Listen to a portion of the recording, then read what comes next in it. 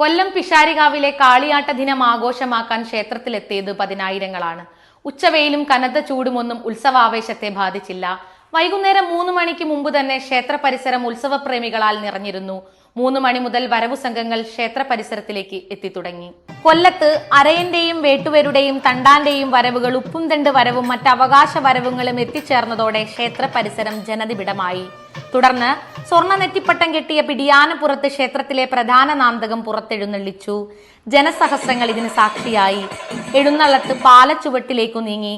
അവിടെ ആചാരപ്രകാരമുള്ള ചടങ്ങുകൾക്ക് ശേഷം മേളം ആരംഭിച്ചു. മട്ടന്നൂർ ശ്രീരാജ് മാരാരുടെ നേതൃത്വത്തിലുള്ള മേളപ്രപഞ്ചം ഭക്തിയുടെ അനുഭൂതി കൂട്ടി. പാണ്ടിമേളത്തിനു ശേഷം ക്ഷേത്രം കിഴക്കേ നടയിലൂടെ ഭഗവതി ഊരു ചുറ്റാനിറങ്ങി. ഊരു ചുറ്റുന്ന ഭഗവതിയെ ദീപം തെളിയിച്ചും പടക്കം പൊട്ടിച്ചും നാടെതിരേറ്റു. ഊരു ചുറ്റലിനു ശേഷം തിരിച്ച് പാലച്ചുവട്ടിലെത്തി. തെയ്യമ്പാടി കുറുപ്പിന്റെ നൃത്തത്തിനു ശേഷം രാത്രി 11:30 വാളകം കൂടി.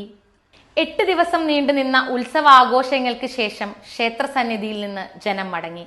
ഉത്സവപ്പറമ്പിൽ ആളും ആരവവും ഒടുങ്ങി. ഇനി നീണ്ട കാത്തിരിപ്പാണ് അടുത്ത മീനമാസത്തിലേക്കായി.